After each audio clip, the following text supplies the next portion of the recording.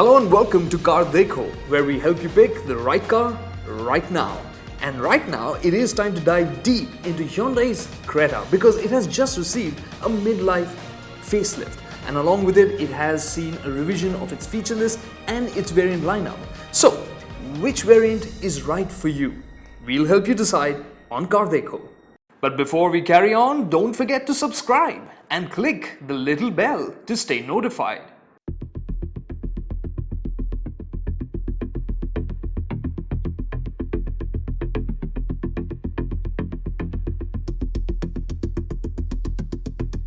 So the base variant is the E variant, and this is available only with the petrol engine. But this is the 1.6 litre petrol, so there's nothing base about it on that front. But if you give this a quick glance, will you be able to identify it as a base variant? Not quickly, because it has body-colored ORVMs, body-colored door handles, and like the top-end version, it also gets silver skid plates for that, SUV look. And well, what is the major miss on the outside? I think alloy wheels. That's the only one. On the inside, you'll get the basic safety features, which means dual airbags and ABS, but ISOFIX mounts for child seats at the rear, well, those are missing here and on a lot more of the Creta's variants. We'll talk about that a little later. But on the convenience front, the driver does get a seat height adjustment right from this variant, along with a tilt steering adjustment and a sliding armrest. So getting the right seating position even for shorter drivers would be really just fine on the base Creta as well for, that SUV-like feel. Now in terms of features, the E variant gets an air conditioning system, but it's manual. But at the same time, it gets rear AC vents. And that is super, especially for those sitting at the back. That aside, you get 4 power windows and follow me home headlamps. So the big miss here? Yeah, there's no music system on offer at all. Anything else? Well, it looks like a premium SUV on the inside, has a safety kit, but in terms of that premium feel on the inside, a little bit missing here. So should you be going for the next variant, which is the E Plus variant? We'd suggest investing that additional 56,000 rupees into getting a music system of your choice and maybe even squeezing in a set of alloys for the E variant. That would work just fine. So, what does the E Plus variant have to offer?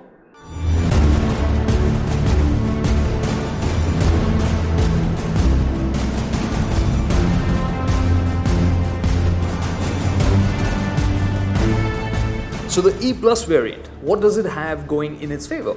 Well, for starters, this is now available both in petrol and diesel options. The diesel, though, keep in mind, is the 1.4 diesel, not the 1.6.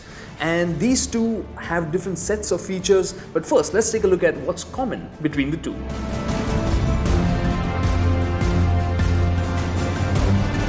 Well, on the outside, you'll find that the ORVMs now get LED turn indicators, and the mirrors are also electrically adjustable. You get a boot lamp and 4 speakers packed in. But when it comes to the petrol and diesel engine options, the features list varies quite a bit. The petrol packs in a lot more. For instance, you get the 5-inch touchscreen which has USB connectivity, Bluetooth connectivity, also has steering mounted audio controls and a 1 GB internal memory. You also get, over and above the 4 speakers, you also get 2 tweeters for better audio quality. You get a front USB charger and you have smaller details also thrown in like brightness adjustment for the instrument cluster, a front map light, sunglass holders as well. So if you are looking to buy a petrol on a tight budget, the E variant still continues to make a lot of sense because the E Plus offers a bit more in terms of frills, but nothing that you can't live without. And coming to the diesel, well, this is a bit disappointing because all you get as an extra over here is a front power outlet. That's it. But would it make sense to go for this base variant of the diesel? Yes, it could, because the jump up to the next diesel variant, the S variant, is a solid 1.7 lakh rupees. So, if you're looking for a petrol, our recommendation would be go a step down and pick the E variant if you can do without things like steering mounted audio controls. And when it comes to the diesel, we think you'd still want to skip this variant and jump up to the next one, which is the S, and let's see what it has to offer.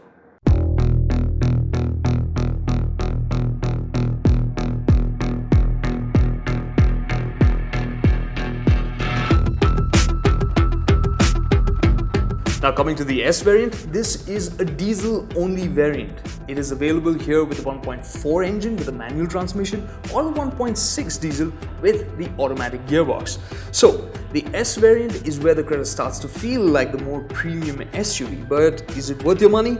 Well, let's break it down and look at what all it has to offer. Well, on the outside, it certainly starts to look more premium now because you finally get alloy wheels along with LED DRLs, and you also get roof rails. But yeah, there's still no projector headlamps here. But once you get on the inside, you realize that the S variant is now giving you all the features that you missed out on the E Plus variant and adding in a bit more too. For instance, you get the 5-inch touchscreen which has the USB, Bluetooth connectivity, the 1 GB storage and steering mounted audio controls. You get 4 speakers plus the 2 tweeters, the front USB charger, the backlight adjustment, the sunglass holder, all of that is thrown in here. And along with that, you also have a little bit of an extra. You get a rear view camera and reverse parking sensors and a rear defogger. So that's super for the driver. And when you get into the back seat, you now get a rear armrest with cup holders. There's a rear power outlet as well and adjustable rear headrests. It also packs in a bit more in terms of convenience with a luggage net. So if you're looking for a diesel Creta that packs in the essentials, then the S variant certainly makes a lot of sense. But again, like we said, it's only diesel. If you want a petrol with the goodies that are essential for modern day living, yeah, you're gonna have to jump up to the SX.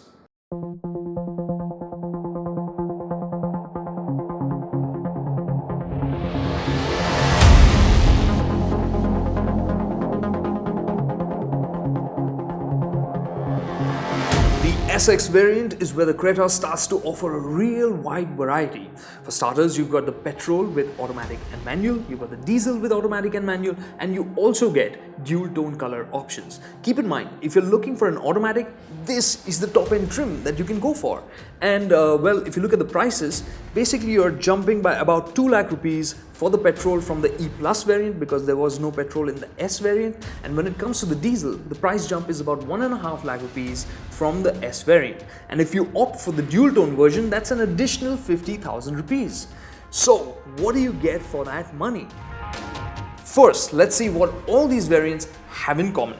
For starters, you now get projector headlamps, you get cornering lamps and LED position lamps. That aside, the grille now gets that slight tweak here. It's black with chrome finish, and alloy wheels are offered on all, but there is a mix of 16 and 17 inches. We'll get into that a little later. And when it comes to the ORVMs, these are now power folding ORVMs.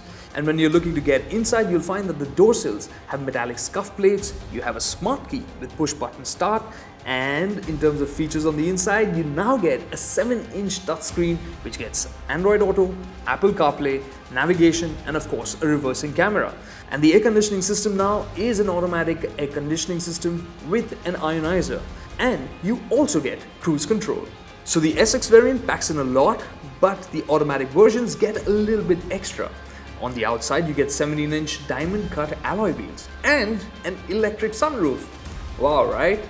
But that aside, the feature distribution is a bit strange because it's only the automatics that get 60-40 split rear seats and ISOFIX mounts for child seats.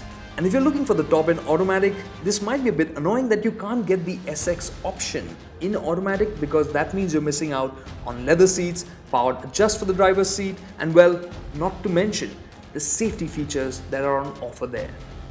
But now let's turn focus back to the SX variant and look at the dual tone version and what it has to offer. Well, for starters, obviously it has the piano black contrast roof, and on the inside the dual tone theme continues. You have an all black dashboard but with silver accents, and whether it's the steering wheel, the gear knob or the seats, these have contrast stitching to go with the dual tone theme. So if you're looking to buy an automatic Creta, there's no doubt about it, the SX is the one that gives you that premium SUV look and feel. But if you're looking to buy a manual, we'd recommend looking at the SXO version as well, and for one big reason.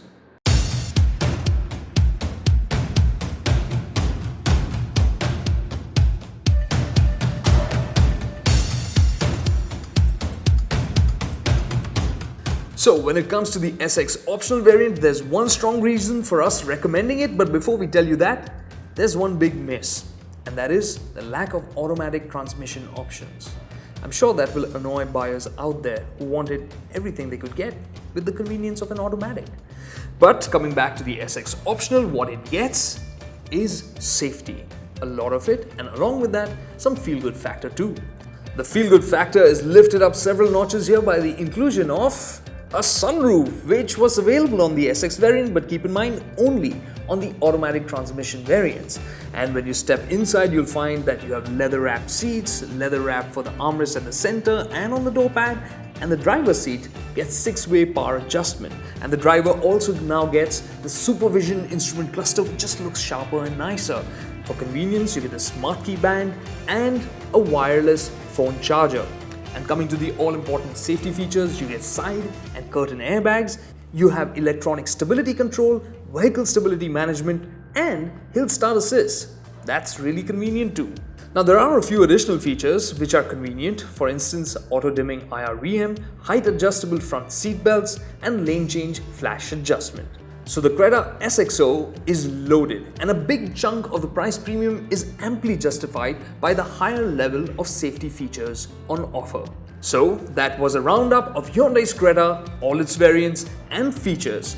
And now let's take a look at all its technical details.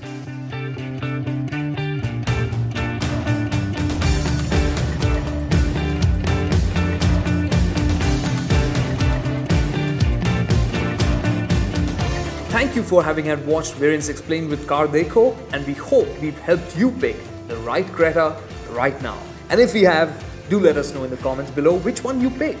And if we haven't, let us know in the comments and we'll be sure to answer back and help you further.